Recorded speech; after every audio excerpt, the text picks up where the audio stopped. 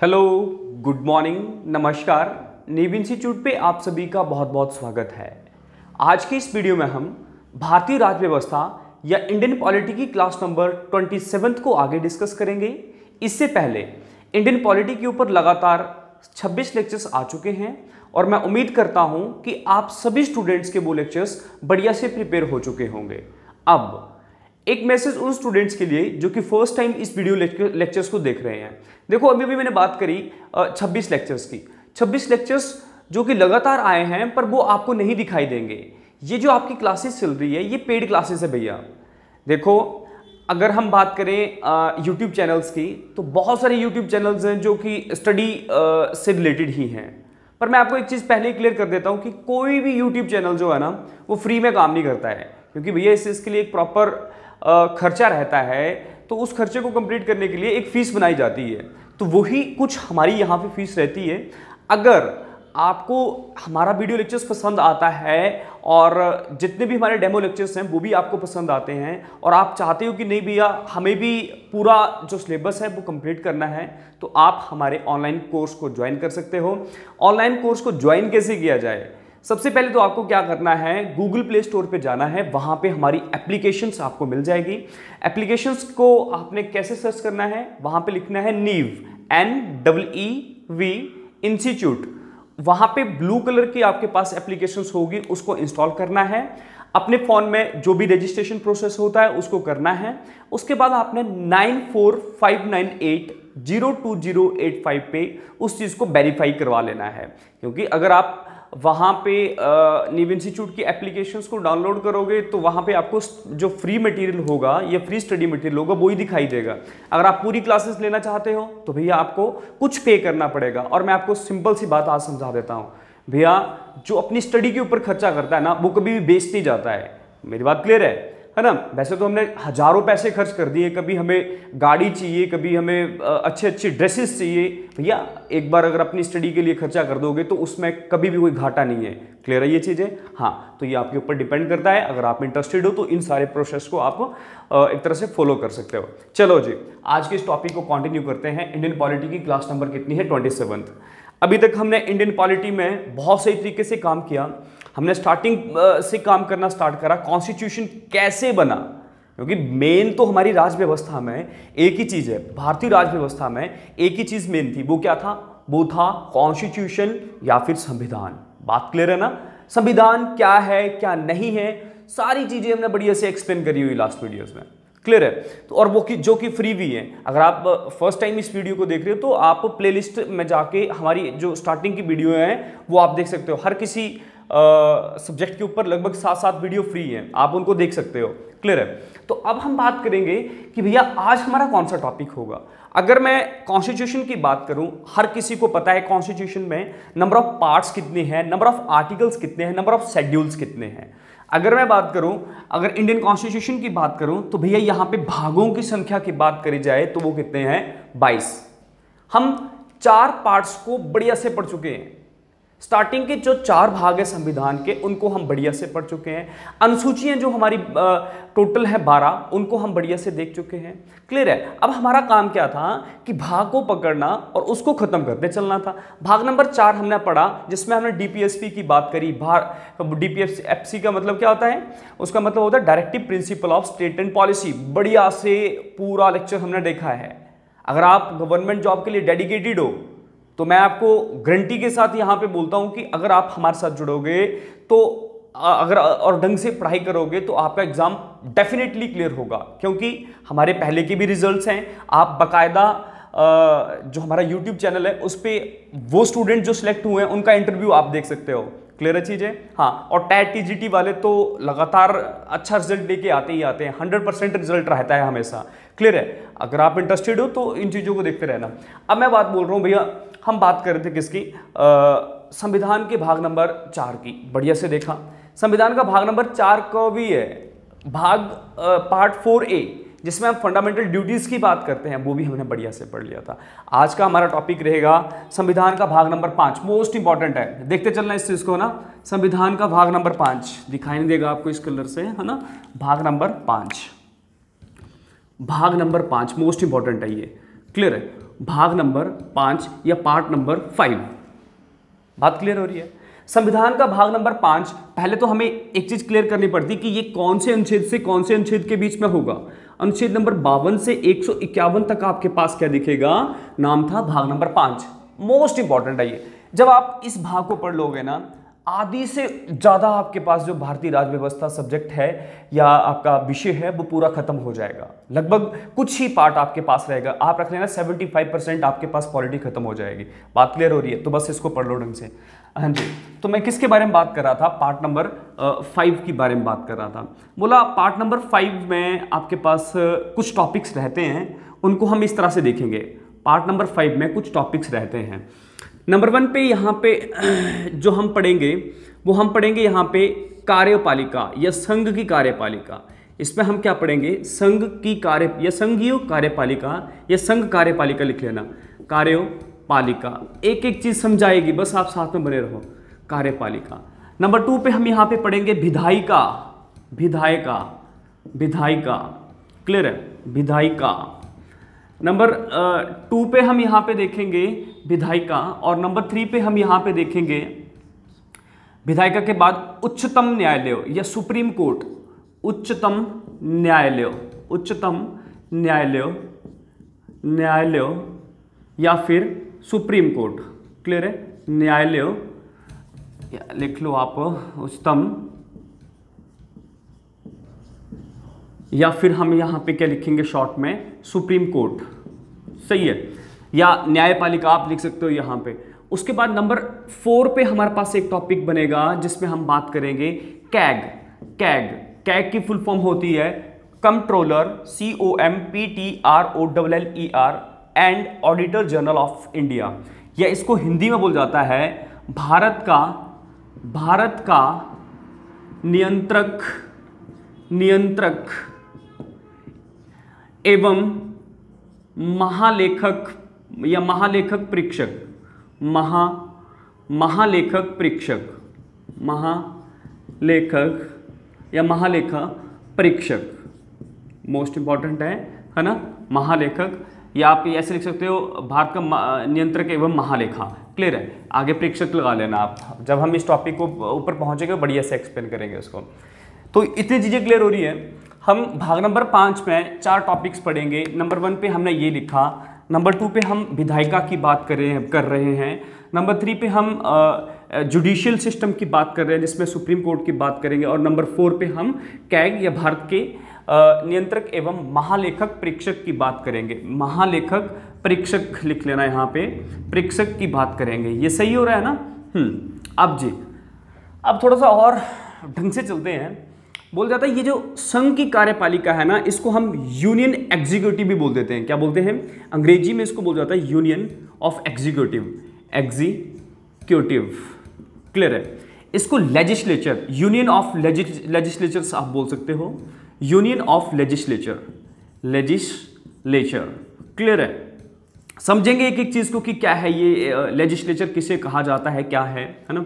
ठीक है? इसको हम संघ विधायिका भी बोल सकते हैं, ये यूनियन ऑफ लेजिस्लेचर्स भी बोल सकते हैं। ये भी क्लियर हो चुका है। इसको हम जुडिशियल भी बोल सकते हैं, है ना? तो अब आ जाओ आप, बोला गया ये जो संघ की कार्यपालिका है ये आपको अनुच्छेद नंबर 52 से 78 तक देखने को मिलेगी। मोस्ट इंपॉर्टेंट है ना? छोटी छोटी सी बातें ये पेपर में पूछे जाएंगे। आर्टिकल नंबर 52 टू 78 आपके पास यूनियन ऑफ एग्जीक्यूटिव की बात करता है, और विधायिका की बात करूं तो ये आपके पास आर्टिकल नंबर 79 से 123 तक आपके पास बात करती है यूनियन ऑफ लेजिस्लेचर। उसी तरह से मैं यहां पे लिखूं तो 124 से 147 तक, क्लियर है? 124 से 147 तक उच्चतम न्यायालय, जिसको हम सर्वोच्च न्यायालय भी बोलते हैं, जो कि सुप्रीम कोर्ट दिल्ली में है। अगर कैग की बात करूं तो ये आर्टिकल नंबर 148 टू 151 काम करेगा। मोस्ट इंपॉर्टेंट है। क्लियर है? इतनी चीजें पता चल रही है। अभी तो हमने क्या पढ़ा? अभी हमने कुछ खास नहीं पढ़ा। हमने ये पढ़ा कि जो संविधान का भाग नंबर 5 है वो 52 से 151 तक अपनी बात करेगा, पर इस पूरे टॉपिक में 4 चीजों को हम पढ़ेंगे। एक संघ कार्यपालिका, एक संघ विधायिका, एक उच्चतम न्यायालय के बारे में बात करेंगे, और एक कैग के बारे में बात करेंगे। इतनी चीजें क्लियर हो रही है? हाँ।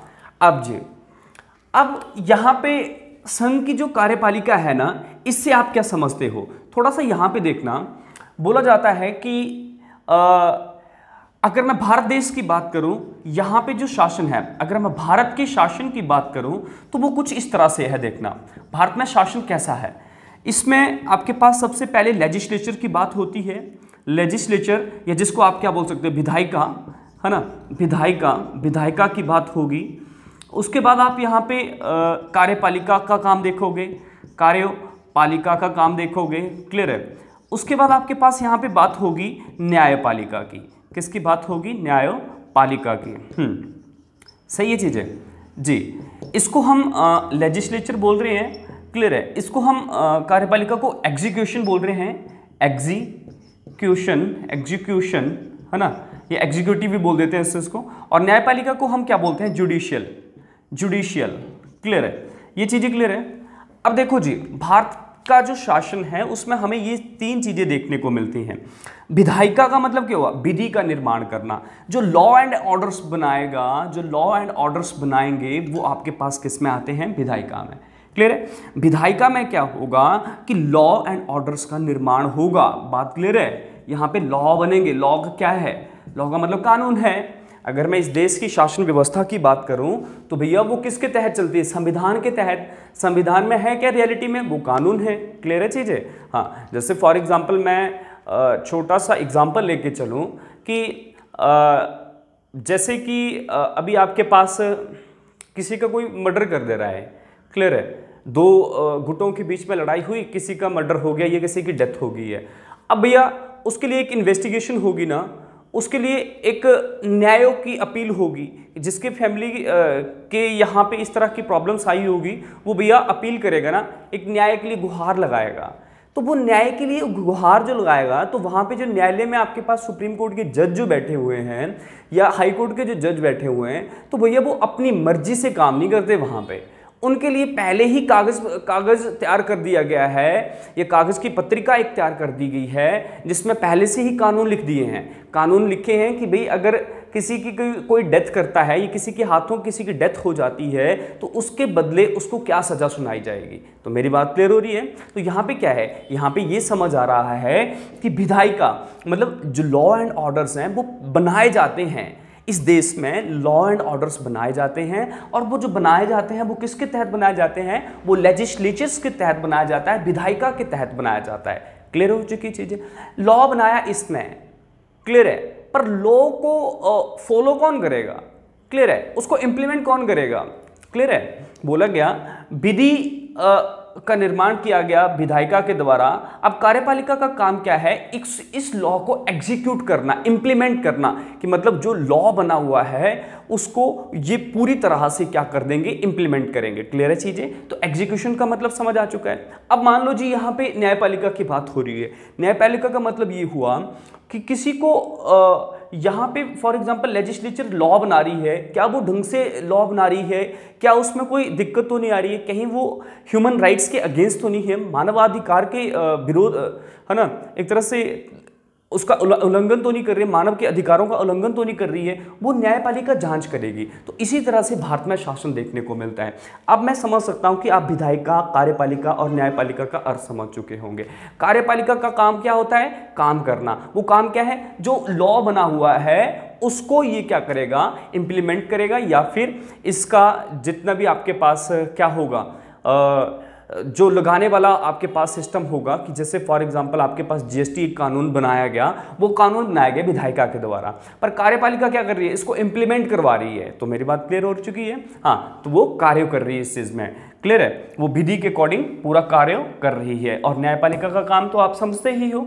हाँ, तो ये चीज क्लियर हो रही है। अब आ जाओ जी आप कार्यपालिका के ऊपर।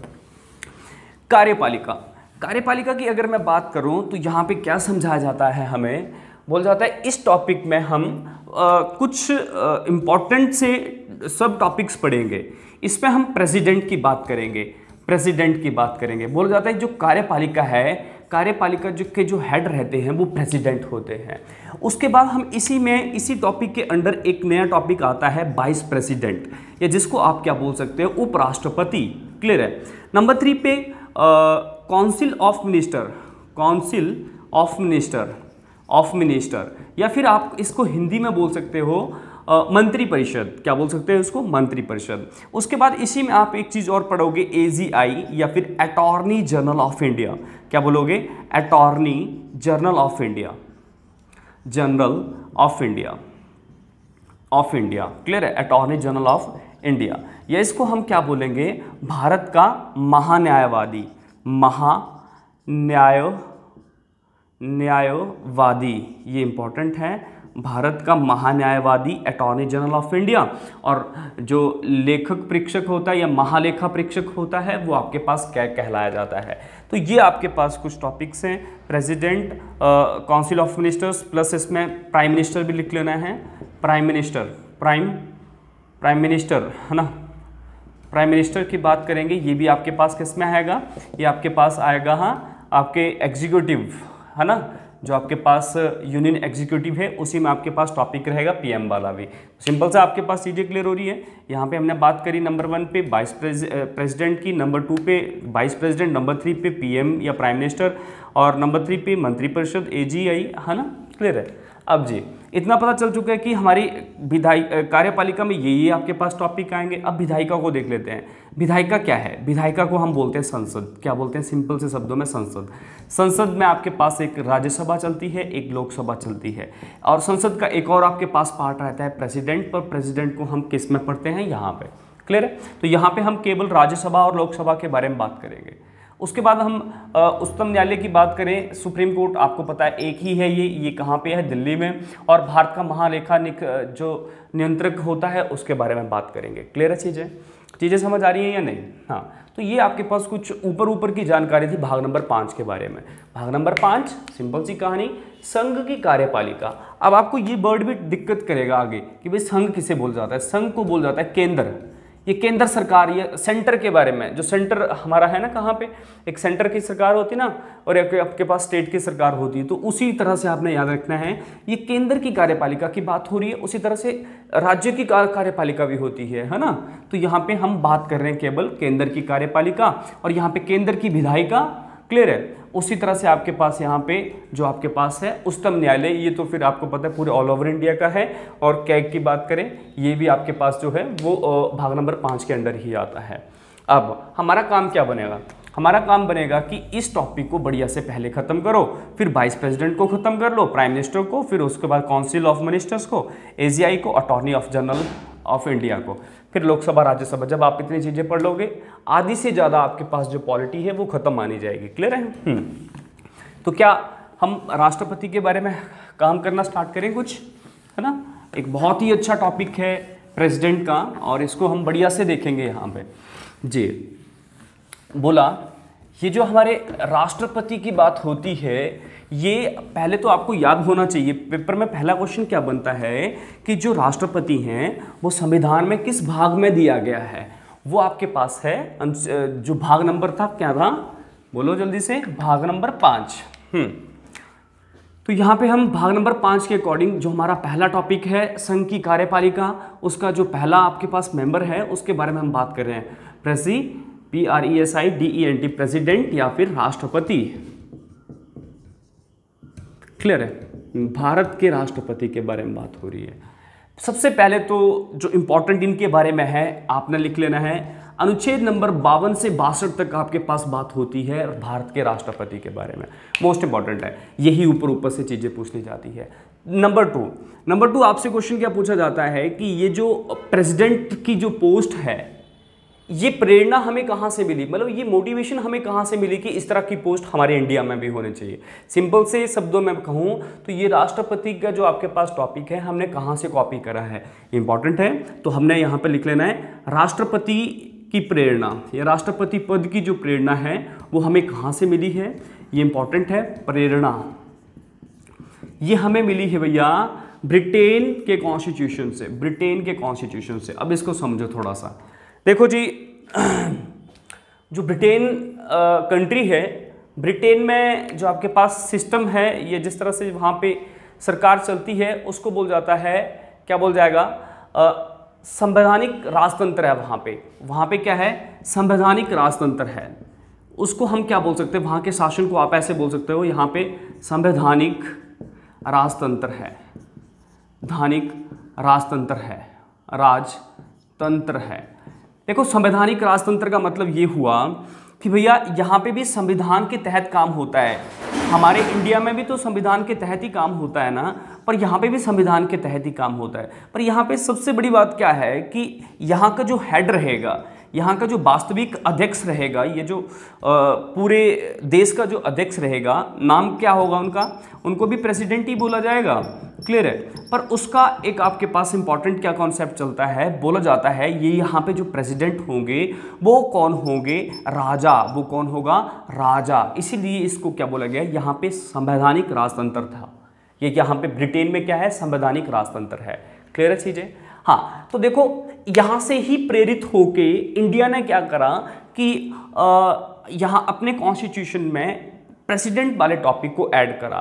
पर याद रखना यहाँ पे हम मोनार्की को फॉलो नहीं करते हैं, मतलब राजतंत्र को फॉलो नहीं करते हैं। अब ये राजतंत्र क्या है, राजतंत्र का मतलब ये होता है कि ये जो हाईएस्ट पोस्ट है यहाँ पे ब्रिटेन में, जो हाईएस्ट पोस्ट है ना, बोला गया उसके लिए कोई भी इलेक्शंस नहीं होगा, कोई भी इलेक्शंस नहीं होगा, इनका चुनाव नहीं होगा, इनको डायरेक्ट यहाँ पे बिठाया जाता है। ये कैसे, जब यहाँ का कॉन्स्टिट्यूशन बन रहा था ब्रिटेन का, तो यहाँ पे बोला गया था, जनता ने ये निर्णय लिया था कि जो हमारे प्रेजेंट टाइम में राजा हैं वो ही हमारे राष्ट्रपति बनेंगे। और संविधान में भी उन्होंने इस तरह का कानून बना लिया था कि जो हमारे राजा हैं वो ही यहाँ पे क्या रहेंगे, राष्ट्रपति रहेंगे। अब उनके बाद जो संतान आती है वो आपके पास नेक्स्ट राजा बनते हैं, उनके बाद जो उनका बेटा आता है वो आगे नेक्स्ट आपके पास क्या बनता है, राष्ट्रपति बनता है। काम क्लियर है या नहीं, है ना।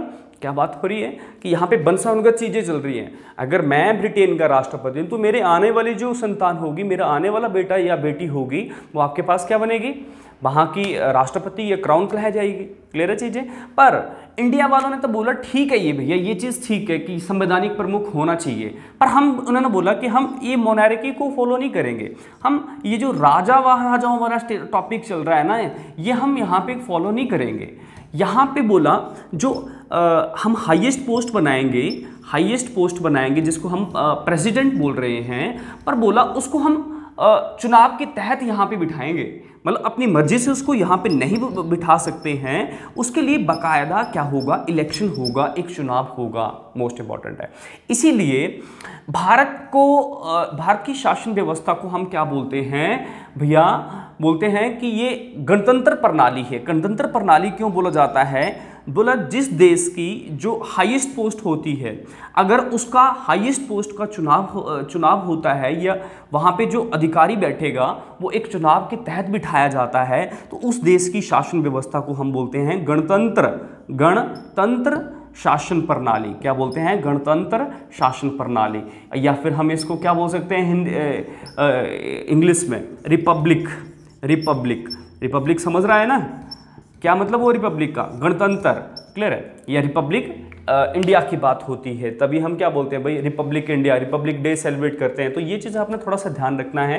क्या बोला गया कि भारत में जो प्रेसिडेंट हैं वो हमने कहाँ से मोटिवेट होके एक पोस्ट बनाई है, ब्रिटेन से। पर ब्रिटेन में कुछ अलग होता था, ये भी क्वेश्चन पूछा जाता है। संवैधानिक राजतंत्र है वहाँ पे संवैधानिक राजतंत्र है। क्यों, क्योंकि वहाँ का जो हाईएस्ट पोस्ट है वो आपके पास क्या है, वो एक तरह से वंशानुगत चलती है। पर यहाँ पे ऐसा नहीं है, तभी तो यहाँ पे आप कभी क्या सुनते हो, ब्रिटेन में महारानी विक्टोरिया, राजा प्रिंसेस, है ना, तो वो यही कहानियाँ हैं। अगर बेटी हुई तो महारानी बन गई, अगर बेटा हुआ तो महाराजा बन गया, वो राष्ट्रपति थे। पर यहाँ पे मना किया, और हमारा तभी इस टॉपिक को क्या नाम दिया जाता है, रिपब्लिक इंडिया या फिर गणतंत्र शासन प्रणाली हम यहाँ पे मानते हैं। ये सही होगी चीज़ें। अब जी इतनी चीज़ें क्लियर हो चुकी है ना।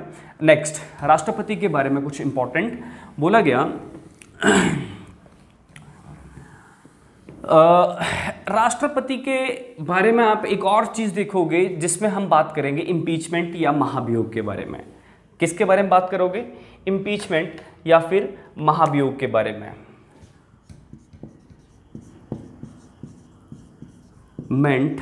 या फिर महाभियोग के बारे में।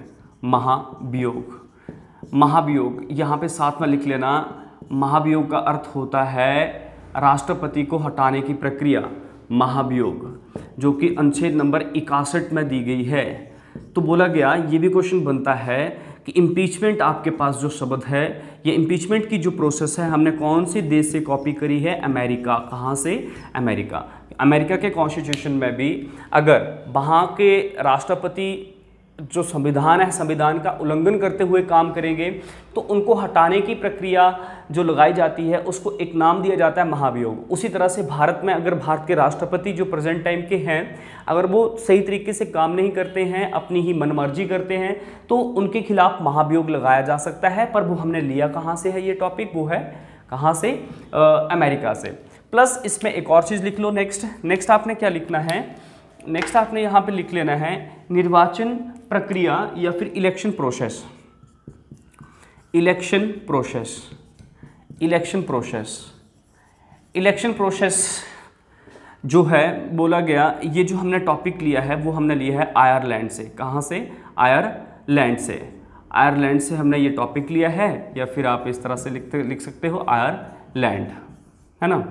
आयरलैंड की बात करेंगे, ये सही हो चुका है। अब ये इलेक्शन प्रोसेस क्या है इसको हम बढ़िया से अब आगे के टॉपिक में देखते हैं। मतलब जो चुनावी प्रक्रिया है ये निर्वाचन, इलेक्शंस को क्या बोल सकते हैं हम? निर्वाचन प्रक्रिया, है ना। निर्वाचन प्रक्रिया की बात कर रहा है ये। हाँ, तो किस तरह से राष्ट्रपति को चुना जाएगा वो सारी चीज़ें हमने कहाँ से ली हैं? आयरलैंड से। ये मोस्ट इंपॉर्टेंट आपके पास 3 क्वेश्चंस हैं और जितनी मैंने चीज़ें अभी तक आपको बताई वो मोस्ट इंपॉर्टेंट है। ये सारे क्वेश्चंस आज तक प्रीवियस ईयर पेपर्स में पूछे गए हैं। मेरी बात क्लियर हो रही है? नेक्स्ट आ जाओ।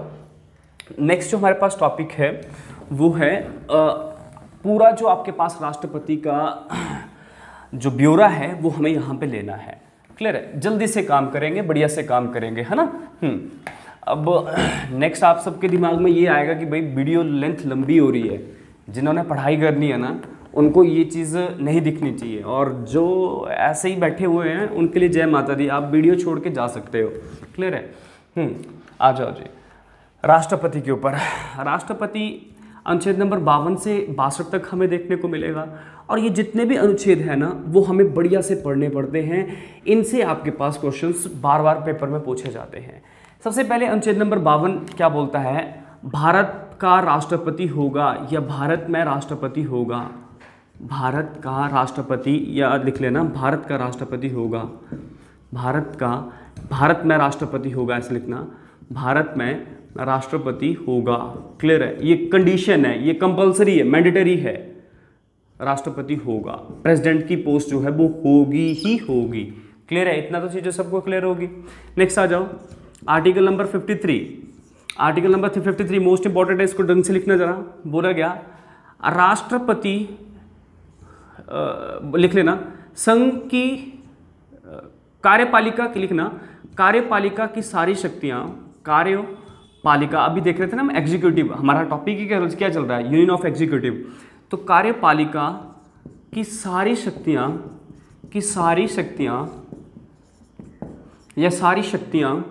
या शक्ति राष्ट्रपति में निहित है। राष्ट्रपति में निहित है। क्लियर है? इसका मतलब ये होता है कि यहाँ पे जो भी कामकाज करवाए जाते हैं वो राष्ट्रपति के नाम से ही होते हैं। जब तक राष्ट्रपति उसके ऊपर अनुमति ना दे दे तब तक वो काम नहीं हो सकते हैं। भैया यहाँ पे इनको बहुत बड़ा बताया गया है। कार्यपालिका की सारी शक्तियाँ जो आपके पास है वो राष्ट्रपति में निहित है। प्लस इसमें क्या बोल जाता है? पर इन शक्तियों का जो प्रयोग है, लिख लेना, इन शक्तियों का प्रयोग राष्ट्रपति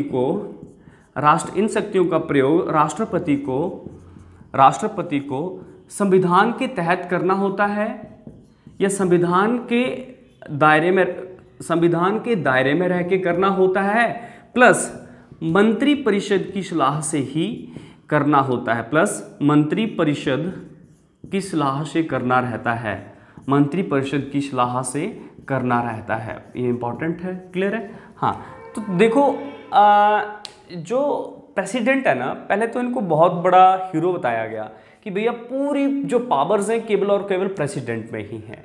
ये चलो ठीक है, जो उनका प्रयोग है वो संविधान, जो संविधान में लिखा गया होगा ना वो उसी के अकॉर्डिंग काम करेंगे, अदरवाइज वो एक अपराधी माने जाएंगे। प्लस यहाँ पे साथ में ये दिया जाता है कि वो मंत्रिपरिषद की सलाह से काम करेंगे। मोस्ट इंपॉर्टेंट है, किसकी सलाह से? मंत्रिपरिषद। मंत्रिपरिषद क्या है वो हम देखते हैं, क्लियर है। मंत्रिपरिषद आप आगे बढ़ोगे, जब प्रधानमंत्री पढ़ोगे ना, प्रधानमंत्री के साथ एक मिनिस्टर ऑफ काउंसिल होती है, उसी को हम मंत्रिपरिषद बोलते हैं। तो यहाँ पे सिंपल सी बात क्या हुई कि प्रधानमंत्री के जो आपके पास मंत्री होंगे के साथ जो मंत्री रहते हैं उनकी सहायता से ही हमारे जो प्रेसिडेंट है वो कामकाज कर सकते हैं, क्लियर है ना। ऐसा नहीं है कि मंत्रिपरिषद कुछ और चाहता है और राष्ट्रपति कुछ और चाहता है तो वो काम नहीं हो सकता है, क्लियर है ये चीज़ है। हाँ, तो ये सही हो चुकी चीज़ है। नेक्स्ट अब देखो, इस टॉपिक के साथ ना आपने एक और चीज़ अपने दिमाग में बिठानी है। बोला जाता है कि इसी कारण जो आर्टिकल नंबर 53 है, इसी के कारण जो राष्ट्रपति है भारत का उसको संवैधानिक प्रमुख कहा जाता है। भारत के राष्ट्रपति को संवैधानिक प्रमुख कहा जाता है, संवैधानिक प्रमुख कहा जाता है। ये संवैधानिक है। संवैधानिक मतलब क्यों? संवैधानिक का मतलब ये हुआ कि कॉन्स्टिट्यूशनल हेड है। हमारा कॉन्स्टिट्यूशन का आर्टिकल नंबर 52 कहता है, इसीलिए वो हेड हैं। पर यहाँ पे भारत, यहाँ पे लिखना पर रियलिटी में, पर भारत में जो वास्तविक प्रमुख हैं, ये भारत में जो वास्तविक प्रमुख हैं वो कोई और हैं। वास्तविक प्रमुख जो हैं वो कौन है? वो है प्रधानमंत्री। मोस्ट इंपॉर्टेंट है, ये क्वेश्चंस बहुत बार पेपर में पूछा गया है भैया। साथ में पढ़ोगे तो पॉलिटी में तो आपको मैं ऐसा हीरो बना दूंगा ना, कभी भी कोई क्वेश्चन गलत नहीं होगा। सबसे बड़ा स्कोरिंग सब्जेक्ट रहता है सबका ये। अगर 50 नंबर का पेपर आता है तो इसमें से 48 नंबर आराम से लिए जा सकते हैं। भारत में वास्तविक प्रमुख कौन होता है? प्रधानमंत्री। संवैधानिक प्रमुख कौन होता है? वो है, कौन है? नाम था प्रेसिडेंट, क्लियर है, ये सही हो चुका है। हाँ, अब इसको थोड़ा सा और समझ लो आप, इसका मतलब क्या हुआ। देखो, राष्ट्रपति को एक ही काम है, उनका काम है साइन करना, पर वो साइन जो करते हैं वो भी अपनी मर्जी से नहीं करते हैं हर जगह, वो मंत्रिपरिषद की सलाह से उनको साइन करना पड़ता है। मेरी बात क्लियर हो रही है या नहीं, है ना। अब देखो यहाँ पे रियलिटी में मुख्य कौन हुआ? रियलिटी में जो हेड हुआ वो कौन हुआ भैया? ये तो पूरी पॉलिसी किसकी है? प्रधानमंत्री की है। प्रधानमंत्री की ही मंत्रिपरिषद है। अब वो जो जैसा चाहेगी वो वैसा ही साइन करवाएगी। सिंपल बात क्लियर है। तो यहाँ पे रियलिटी में जो हेड होते हैं वो आपके पास प्राइम मिनिस्टर होते हैं। इतनी सी चीज़ आपको समझ लेनी है। नेक्स्ट 53 का पॉइंट नंबर 2 लिखना जल्दी से। बोला जाता है अनुच्छेद नंबर 53 का जो पॉइंट 2 है ना, 53 का ये दूसरा भाग जो है ये बोलता है राष्ट्रपति तीनों सेनाओं के अध्यक्ष होंगे, क्लियर है। जो राष्ट्रपति होगा, जो हमारे रक्षा बल हैं, रक्षा बल के अध्यक्ष होंगे, रक्षा बल के अध्यक्ष होंगे। रक्षा बल में आपके पास क्या क्या आ जाता है? एक नौसेना, नेवी, एक आर्मी और एक आपके पास क्या आ जाता है? एयरफोर्स। तो इन तीनों के जो आपके पास हेड होते हैं वो कौन होते हैं? याद रखना, वो हैं कौन? राष्ट्रपति। अब ये भी पूछा जाता है भाई कि किस अनुच्छेद के तहत है? वो है 53.2 या 53 आर्टिकल के तहत ऐसा कहा गया है। उम्मीद करता हूँ ये चीज़ें भी आपको बढ़िया से समझ आ चुकी होंगी। नेक्स्ट आ जाओ। बोला गया अनुच्छेद नंबर 54 या 54, आर्टिकल नंबर 54, ये इलेक्टोरल कॉलेज की बात करता है, ये इलेक्टोरल बोर्ड की बात करता है ना, निर्वाचन मंडल की बात करता है। ये किसके बारे में बात करता है? निर्वाचन मंडल के बारे में बात करता है ये इलेक्टोरल बोर्ड।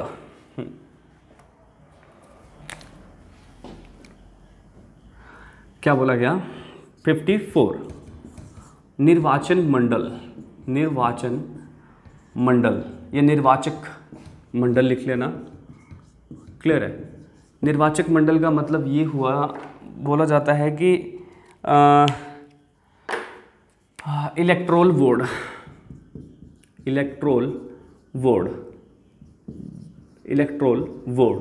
क्लियर है।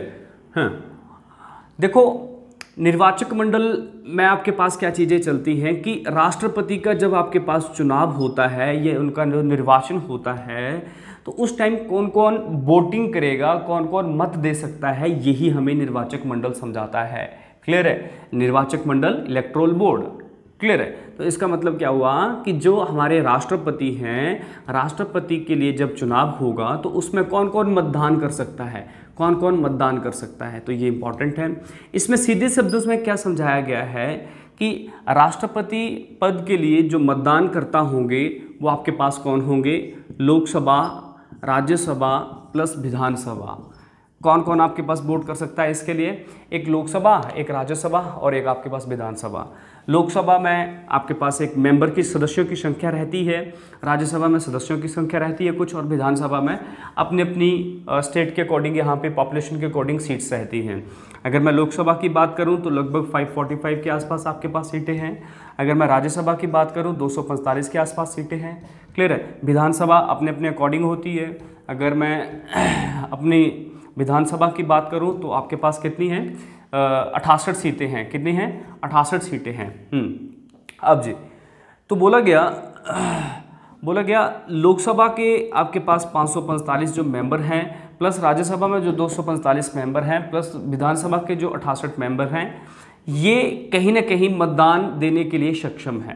पर कंडीशन है, ये बोला गया, वो कंडीशन क्या है कि जो लोकसभा में मेंबर होंगे ना, ये वही राष्ट्रपति के चुनाव के लिए वोटिंग कर पाएंगे जो खुद में इलेक्टेड होके आए हैं, जो खुद एक चुनाव प्रक्रिया से आए हैं। बात क्लियर है, लिख लेना क्या बोला गया।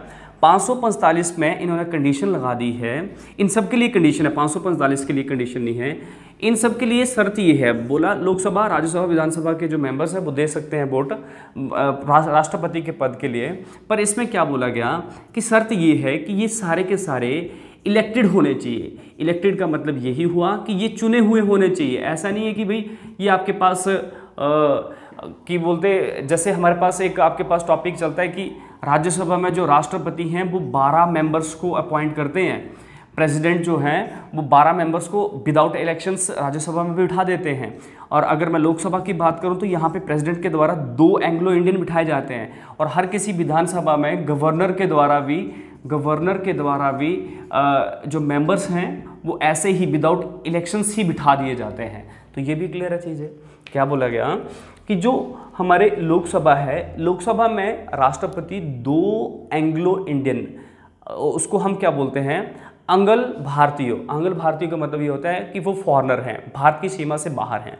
उनको राष्ट्रपति क्या करता है, यहाँ पे सीट दे देता है, उनको मेंबर बना सकता है, पावर है वही उनकी। और राज्यसभा में वो 12 बंदे बिठा सकता है। सचिन तेंदुलकर, जब आपके पास सचिन तेंदुलकर सांसद हैं तो वो बोला जाता है कि वो इसी रूप में गए। सचिन तेंदुलकर के लिए कोई यहाँ पे इलेक्शंस नहीं हुए हैं, उनको डायरेक्ट राष्ट्रपति के द्वारा चुना गया है। उसी तरह से विधानसभा में राज्यपाल के पास यह शक्ति होती है कि वो एक पर्सन को अपॉइंट कर सकता है अपनी मर्जी से, उनको इलेक्शन लड़ने की जरूरत नहीं है। तो हमारा संविधान सीधे ही मना कर देता है, जो इलेक्शन लड़के नहीं आए हैं, खुद एक सिफारिश के तौर पे आए हैं, वो यहाँ पे राष्ट्रपति पद के लिए चुनाव नहीं कर सकते हैं। ऐसा क्यों?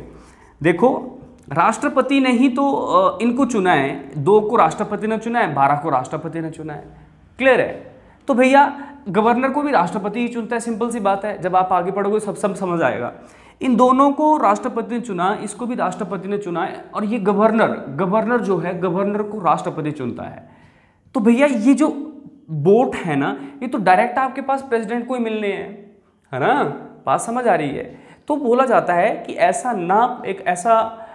भेदभाव ना हो, है ना, इस तरह की जो प्रॉब्लम्स है वो ना देखने को मिले, इसलिए इनको पहले ही हटा दिया जाता है। हटो बोला आप, है ना, आपको अधिकार नहीं है। अब मैं आपसे पूछूं भाई, लोकसभा के कितने सदस्य बोला वोटिंग कर सकते हैं प्रेसिडेंट के इलेक्शंस में, तो कितने होंगे, 543। क्यों? क्योंकि 2 जो हैं वो आंग्ल भारतीय थे, जो कि राष्ट्रपति के द्वारा चुन के आए थे। अगर यहाँ पे की बात करूँ तो वो कितने, 233। क्यों? 233 जब 12 होते हैं 245। तो यही आपके पास वोटिंग कर सकते हैं, और विधानसभा में जो गवर्नर ने चुने होंगे उनमें से आप निकालते चलना। क्लियर है चीज़ें? तो ये इंपॉर्टेंट है। सही है। अब जी, अब आपके पास एक और चीज़ यहाँ पे इंपॉर्टेंट है। बोला जाता है 2 विधान परिषद हैं, जहाँ पे आपके पास क्या है, विधानसभा है। क्या बोल रहा हूँ मैं, सॉरी, यहाँ पे थोड़ा सा अब ज़्यादा ही लेंथी वीडियो होगी, है ना। हाँ चलो अभी सुन लो। बोला गया कि यहाँ पे टोटल आपके पास यूनियन टेरिटरी कितनी प्लेसेस हैं? 8 हैं। 8 में से केवल 2 यूनियन टेरिटरी प्लेसेस में क्या है, ये 2 केंद्र शासित प्रदेशों में क्या है, विधानसभा है। कितने में है? विधानसभा है। कितने में? 2 में। वो आपके पास कौन कौन सी हैं? दिल्ली और पौंडुचेरी। क्या नाम है? दिल्ली और पौंडुचेरी या पुदुचेरी जिसको आज के टाइम में बोला जा रहा है। तो इन दोनों में से भी आपके पास जो विधानसभा मेंबर्स होंगे वो राष्ट्रपति के मतदान के लिए एलिजिबल होंगे, वो राष्ट्रपति के चुनाव में मतदान कर सकते हैं। ये चीज़ें क्लियर हो रही है। इसमें आप एक चीज़ लिख लेना, बोला जाता है कि एक अधिनियम था, उसके तहत ये काम किया गया है। ये था 70वां 70th ये 17वां संविधान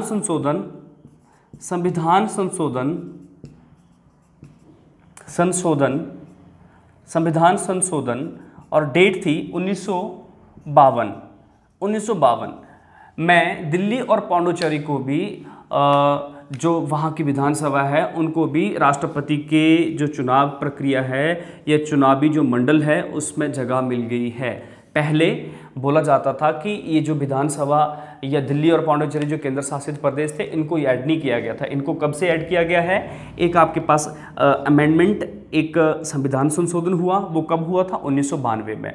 उसी के तहत दिल्ली और पौंडुचेरी को क्या बोला गया है कि यहाँ की विधानसभा भी राष्ट्रपति के चुनाव में पार्टिसिपेट कर सकती है। क्या ये चीज़ें समझ आई आपको? है ना? तो आज के लिए काफ़ी करें इतना ही। नेक्स्ट वीडियो में बढ़िया से आगे की चीज़ों को समझें। हाँ, तो एक बार जो चीज़ें पढ़ी हैं उनको थोड़ा सा हम रिवाइज कर लेते हैं। सबसे पहले भाग नंबर 5 की बात करें। अनुच्छेद नंबर 52 से 151 तक बात करता है। उसमें हम 4 टॉपिक्स पढ़ने वाले हैं। सबसे पहले संघ की कार्यपालिका, संघ की विधायिका, उसके बाद उच्चतम न्यायालय जिसको हम सर्वोच्च न्यायालय सुप्रीम कोर्ट बोलते हैं, उसके बाद आपके पास था कैग। अब हमने संघ की कार्यपालिका को स्टार्ट कर दिया है जो कि 52 से 78 अनुच्छेद तक चलती है। उसमें प्रेसिडेंट, वाइस प्रेसिडेंट, एक prime minister, minister of council और लास्ट में आपके पास अटॉर्नी जनरल ऑफ इंडिया चलता है। फिर हमने प्रेसिडेंट वाले टॉपिक को पढ़ा। प्रेसिडेंट का टॉपिक जो था वो हमने देखा कि उसकी मोटिवेशन, उसकी जो प्रेरणा है वो हमने ब्रिटेन से ली है, वो कैसे ली है वो आपने सारा समझा। उसके बाद हमने बात करी कि यहाँ पे जो इलेक्शन प्रोसेस है, इलेक्शन प्रोसेस, ये इलेक्शन प्रोसेस नहीं है, ये इलेक्टोरल बोर्ड है। इलेक्शन प्रोसेस जो आती है वो आर्टिकल नंबर 55 में आएगी, जो कि नेक्स्ट लेक्चर में हम बढ़िया से देखेंगे। तो वो हमने पढ़ी कि वो जो था वो इलेक्शन प्रोसेस जो है यहाँ पे राष्ट्रपति की, वो हमने कहाँ से कॉपी करी है? आयरलैंड से। उसी तरह से हमने अमेरिका से भी कुछ कॉपी करा था, इम्पीचमेंट, वो भी सबसे इंपॉर्टेंट था।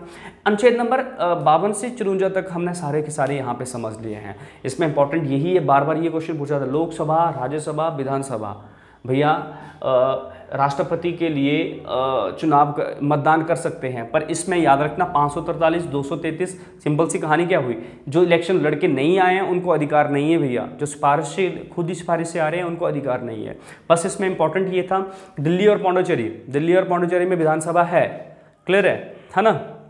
तो बोला जाता है दिल्ली और पौंडुचेरी की जो विधानसभा है उसको 1992 में एक तरह से अधिकार मिल गए थे कि वो राष्ट्रपति के इलेक्शंस में पार्टिसिपेट कर सकते हैं। पर याद रखना विधानसभा में कौन होता है? मुखिया कौन होता है? राज्य की विधायिका का। ये विधानसभा क्या है? लेजिस्लेचर है स्टेट का, क्लियर है? तो बोल जाता है इसका जो आपके पास अध्यक्ष होता है वो राज्यपाल होता है। राज्यपाल यहाँ पे एक बंदा अपॉइंट करेगा, वो बंदा भी यहाँ पे क्या नहीं कर पाएगा? वोटिंग नहीं कर पाएगा। आज के लिए काफ़ी है, मिलते हैं नेक्स्ट लेक्चर में। थैंक यू, धन्यवाद। वीडियो पसंद आए तो जरूर इसको शेयर कीजिएगा। ओके जी।